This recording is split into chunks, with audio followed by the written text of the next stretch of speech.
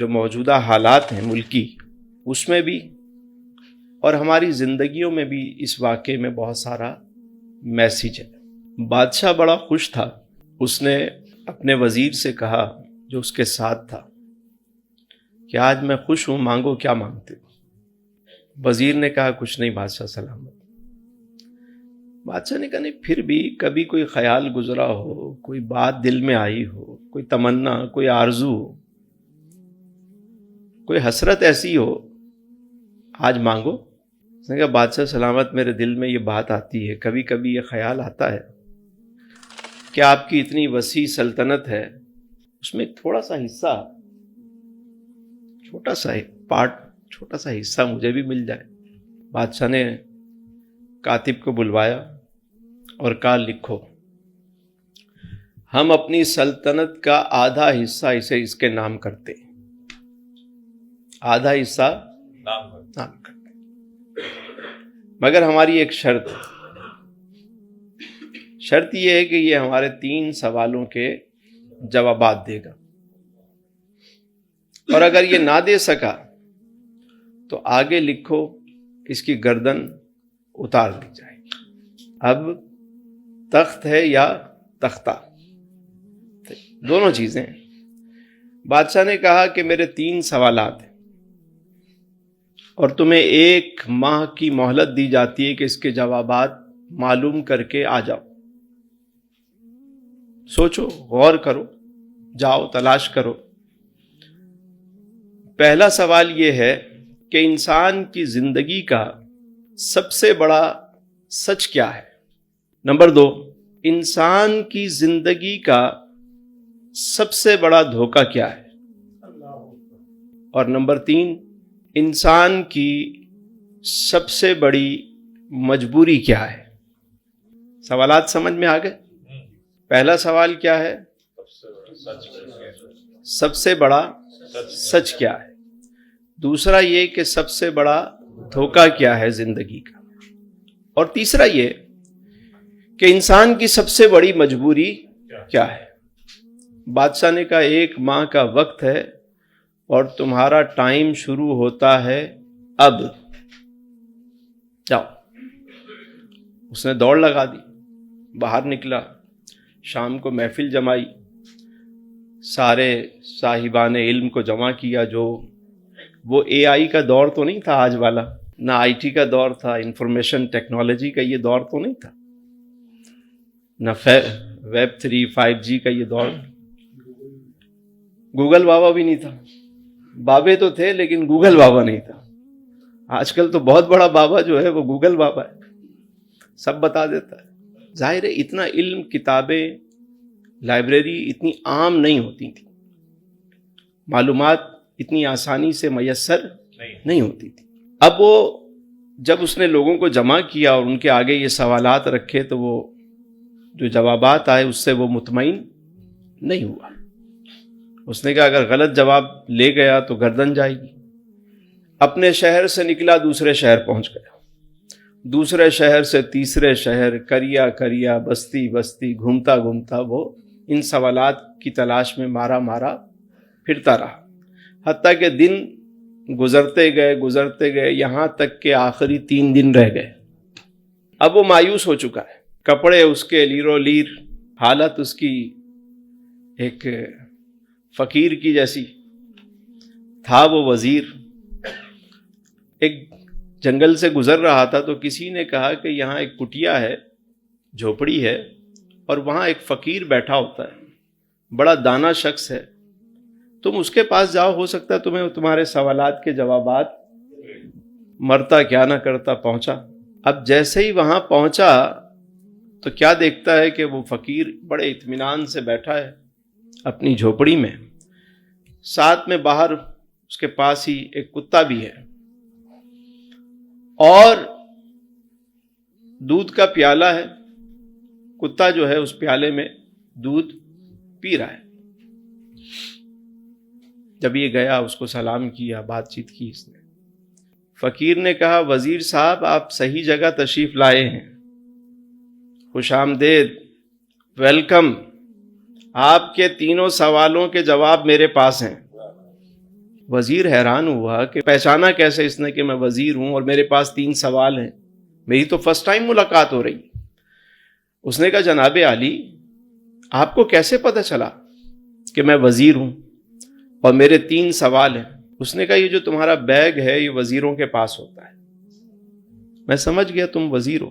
سوالات کا مجھے ایسے علم ہوا کہ کبھی میں بھی بادشاہ کا وزیر ہوا کرتا تھا، کبھی میں بھی بادشاہ کا وزیر ہوا کرتا تھا، اور ایک دن میں بھی بادشاہ سے شرط لگا بیٹھا 3 سوالوں کی، اور تمہاری طرح یہ سوالوں کے جوابات ڈھونڈتے ڈھونڈتے میری حالت بھی تمہاری طرح ہو گئی تھی، لیکن جب مجھے جوابات مل گئے تو میں نے جا کر بادشاہ کی غلامی کرنے سے بہتر میں یہیں بیٹھ کر اپنے رب کو یاد کرنے لگ گیا۔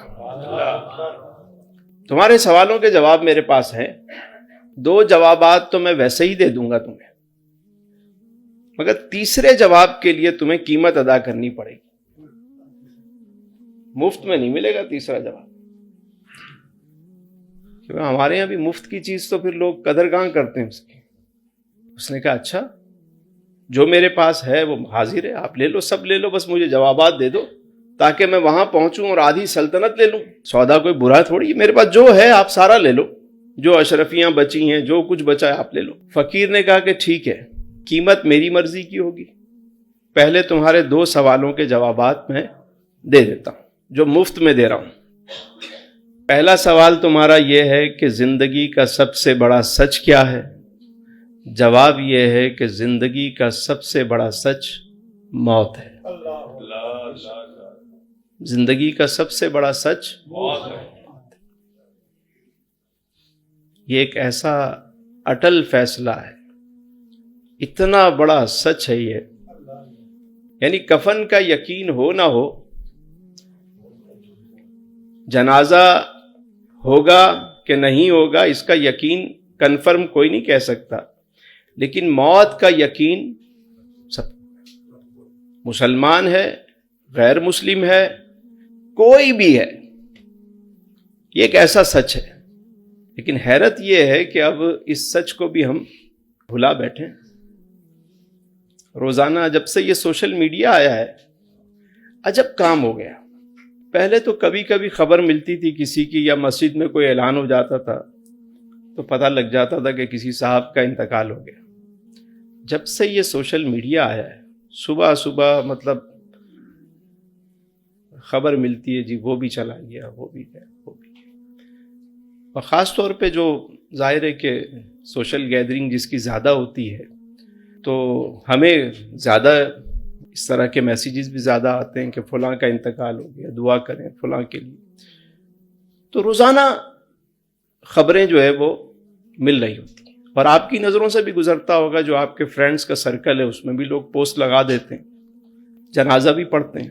پہلے جب جنازہ ہوتا تھا کسی دور میں اور جنازہ لے کر لوگ چلتے تھے تو اس وقت یہ ہوتا تھا کہ کوئی اجنبی شخص کھڑا ہوا ہے اور جنازہ جا رہا ہے، اور وہ سوچتا تھا میں تعزیت کروں تو کس سے کروں، سبھی تو رو رہے ہیں، سب کی آنکھیں نم ہیں۔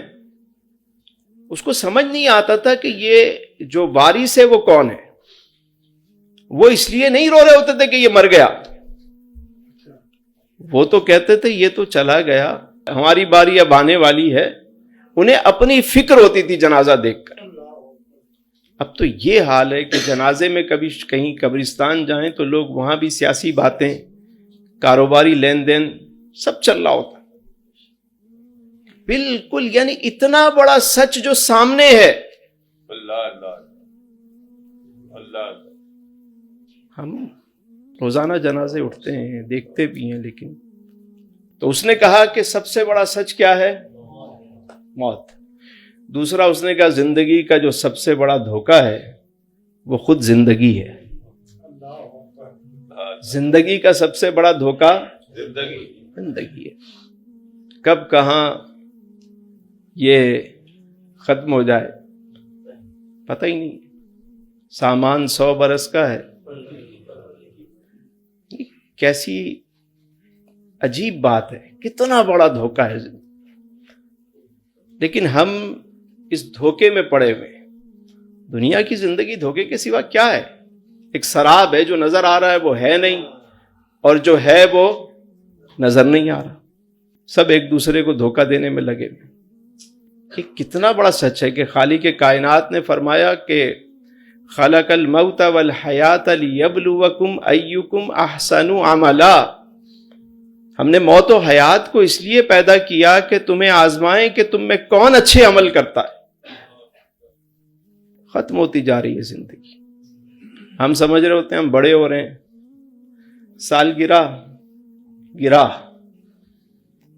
سالگرہ کا مطلب کبھی پتہ ہے سالگرہ کس کو کہتے ہیں؟ گرہ لگانا. پہلے کے دور میں یہ دور تو تھا نہیں کہ آپ نے اپنے مطلب موبائل میں چیزوں میں ڈیٹا رکھ لیا کہیں پہ.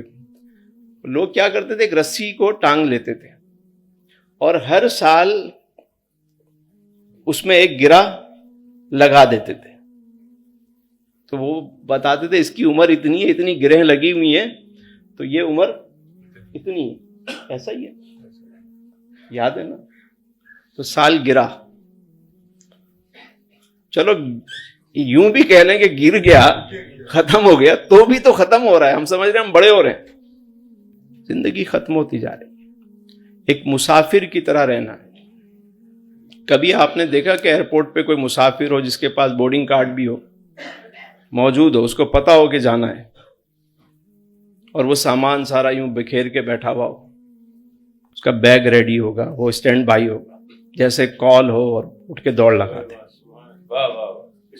ہم نے تو اتنی ناراضگیاں، لڑائیاں، لین دین کے معاملات اتنے بکھیڑے کیے ہوئے ہیں کہ شاید لگتا ہے کہ ہمیں جانا ہی نہیں ہے.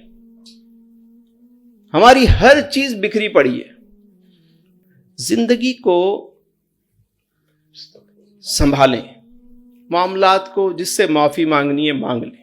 ویسے ہی ابھی شعبان المعظم میں 15ویں شب آ رہی ہے، کیا پتہ نامہ اعمال میں کیا لکھا جائے. جو دل کو صاف کریں، معاملات کو نمٹائیں.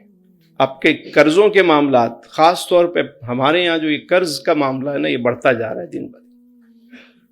خواہشات بڑھتی جا رہی ہیں، قرض بڑھتے جا رہے ہیں، خرچے بڑھتے جا رہے ہیں. ضرورت، سہولت، آسائش، پھر زیبائش، پھر نمائش، پھر ستائش، سب ہماری زندگی کا حصہ بنتے جا رہے ہیں. تو اب وہ شکر ختم ہوتا جا رہا ہے، اور ان خواہشات کو پورا کرنے کے لیے بار قرض لیا جا رہا ہے کہ لوگ کیا کہیں گے، لے لیں. لوگوں کو خوش کرنے میں لگ گئے اور رب کو ناراض کرتے ہوئے چلے جا رہے ہیں. تو کوشش کریں کہ زندگی کو آسان کریں. میرے آقا کریم علیہ السلام فرماتے ہیں یسروا ولا تعسروا. لوگوں میں آسانیاں بانٹو، ان کے لیے مشکلات پیدا نہ کرو. سمپل کرو لائف. تو زندگی کا سب سے بڑا دھوکہ کیا ہے؟ خود زندگی ہے. اور تیسری بات اس نے کہا جی تیسرا جواب بھی دے دیں لگے ہاتھوں. فقیر نے کہا ایسے نہیں، اس کے لیے قیمت دینی پڑے گی بھائی. کہنے لگے سرکار یہ جو میرے پاس ہے یہ آپ لے لیجئے. یہ والی قیمت نہیں چاہیے. کہا پھر کیا چاہیے؟ جس پیالے میں کتا دودھ پی رہا تھا اس نے یہ پیالہ اٹھایا اور اس کے آگے رکھ دیا. کہا یہ پیالہ دودھ کا پیو، پھر تیسرے سوال کا میں جواب دوں گا. اس نے کہا تمہارا دماغ خراب ہو گیا، میں وزیر ہوں، میرا پروٹوکول تمہیں پتہ ہے کتنا بڑا ہے، اور شاہی محل میں میرا مقام، میرا اسٹیٹس کیا ہے. اس نے پیالہ فقیر نے اٹھایا واپس رکھا. کہا جاؤ گردن کٹواؤ، سارا پتہ لگ جائے گا تمہیں. اب جب اس کے دماغ میں یہ بات آئی تو